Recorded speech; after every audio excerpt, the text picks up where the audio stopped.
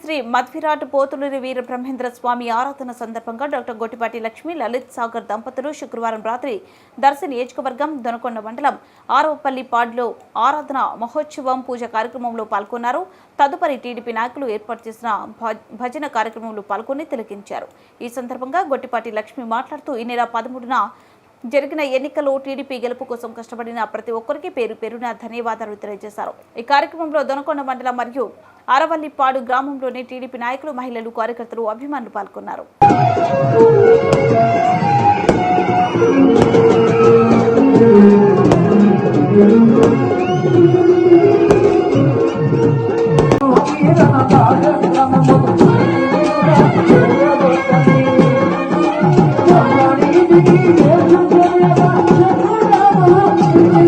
Thank you.